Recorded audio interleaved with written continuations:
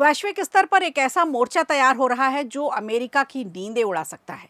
America के बेहद करीब से उठ रही इस हलचल मचाने वाली खबर ने दुनिया की सियासत में अब बड़ी बहस छेड़ दी है। आखिर क्यूबा में कौन सा खेल खेला जा रहा है? क्यूबा के खिलाफ माहौल बनाने की क्या कोशिश हो रही है और क्यों इसे वॉशिंगटन के लिए सीधा खतरा बताया जा रहा है? आज इस पर चर्चा करेंगे। और 43 साल बाद नॉर्वे की धरती पर किसी भारतीय प्रधानमंत्री के कदम पड़े हैं। 4 दशकों का इंतजार और अब नई सियासी आहट। भारत यूरोप रिश्तों की एक नई कहानी शुरू हो रही है। आखिर क्यों प्रधानमंत्री नरेंद्र मोदी का ये दौरा खास माना जा रहा है? आज समझेंगे कि कैसे नॉर्डिक देशों के साथ भारत की साझेदारी दुनिया की नई दिशा तय कर सकती है। इस बड़े कूटनीतिक मिशन की पूरी इनसाइड स्टोरी आज आपको बताएंगे। और वो देखिए, वक्त ऐसा है कि बिना बुलडोजर के किसी भी सीएम की शपथ पूरी नहीं हो पा रही है। योगी का बुलडोजर मॉडल देश भर में हिट है। यूपी के बाद अब बंगाल, बिहार और तमिलनाडु में भी ये तबाही मचा रहा है। सत्ता संभालते ही शुभेंदु अधिकारी के बाद थलपति विजय का भी बड़ा एक्शन हुआ है और 30 साल पुरानी मांग पूरी की गई है। आखिर क्यों हर नए मुख्यमंत्री की शुरुआत अब बुलडोजर कार्यक्रम से ही होती है? इस बड़े मुद्दे पर भी चर्चा होगी आज के शो में। नमस्कार, खबर प्रधान शो देख रहे हैं आप और मैं हूं आपके साथ संगीता श्रीवास्तव।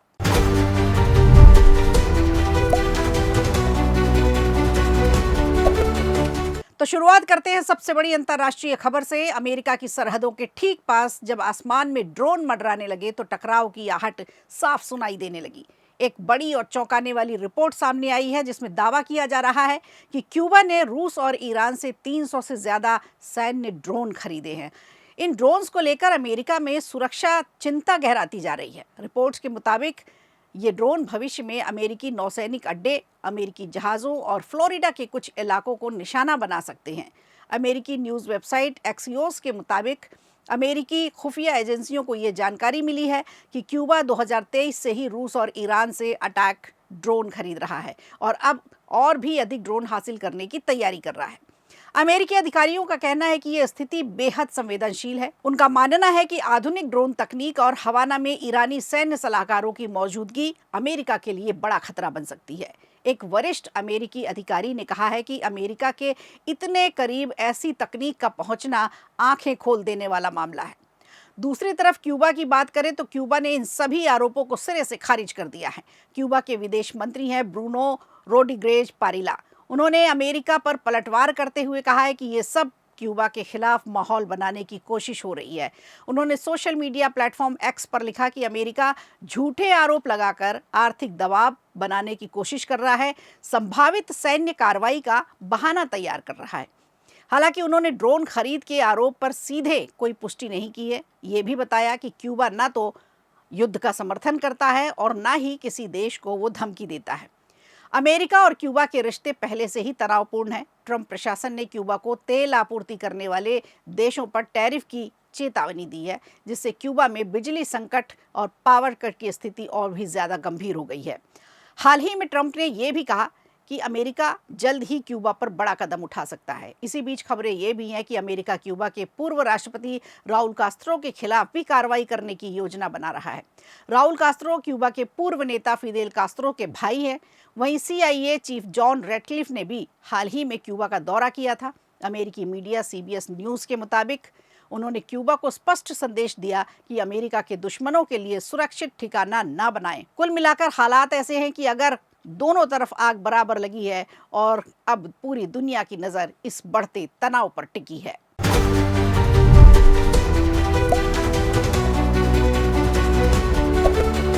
और 4 दशकों से ज्यादा का इंतजार और अब नॉर्वे की धरती पर भारत की नई सियासी दस्तक। ये सिर्फ एक दौरा नहीं बल्कि भारत यूरोप के रिश्तों को एक नए अध्याय की आहट है। सवाल ये है कि प्रधानमंत्री नरेंद्र मोदी 2 दिवसीय दौरे पर नॉर्वे की राजधानी ओस्लो तो पहुंच गए, लेकिन इसके पीछे मकसद क्या है? इससे पहले जून 1983 में इंदिरा गांधी ने नॉर्वे का दौरा किया था।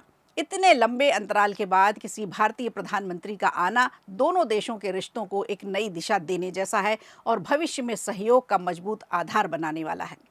प्रधानमंत्री नरेंद्र मोदी ने ओस्लो पहुंचने के बाद नॉर्वे के राजा हेराल्ड वी और महारानी सोनिया से मुलाकात उनकी बेहद महत्वपूर्ण बताई जा रही है। 19 मई को ओस्लो में तीसरे भारत नार्डिक शिखर सम्मेलन का आयोजन होना है, जिसमें नॉर्वे, डेनमार्क, फिनलैंड, आइसलैंड और स्वीडन के नेता भी शामिल होने जा रहे हैं। ये यात्रा ऐसे समय में हो रही है जब दुनिया कई बड़े बदलावों से और चुनौतियों से गुजर रही है। वैश्विक सुरक्षा संकट, सप्लाई चेन की दिक्कतें और जलवायु परिवर्तन का बढ़ता प्रभाव। ऐसे माहौल में भारत और नार्डिक देशों की ये साझेदारी और भी ज्यादा अहम हो जाती है। भारत का फोकस अब धीरे धीरे यूरोप के पारंपरिक केंद्रों पर होता जा रहा है, जैसे पेरिस, बर्लिन और मॉस्को से आगे बढ़कर उत्तरी यूरोप यानी नार्डिक देशों की तरफ अब अपना रुख भारत कर रहा है। इसकी सबसे बड़ी वजह है इन देशों की तकनीकी और आर्थिक ताकत।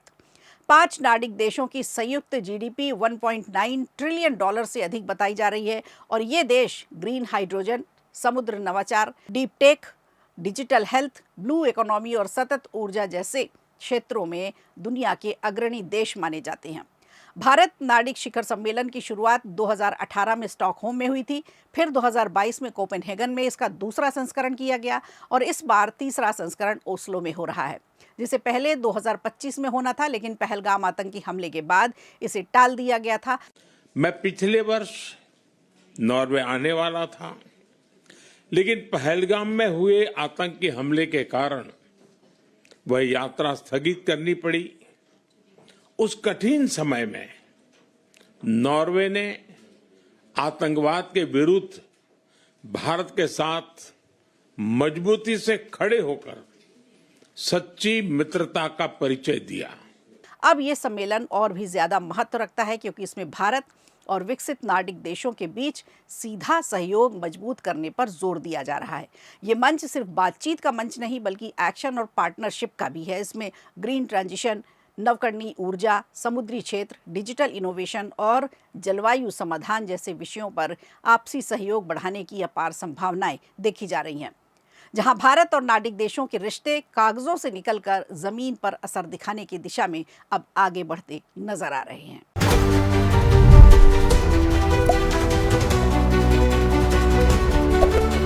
और तमिलनाडु में बंद हो चुकी थी फाइलें और अटकी हुई थी 30 साल पुरानी मांग, लेकिन जैसे ही थलपति विजय ने सत्ता संभाली, पेरंबूर की तस्वीर बदलने लगी।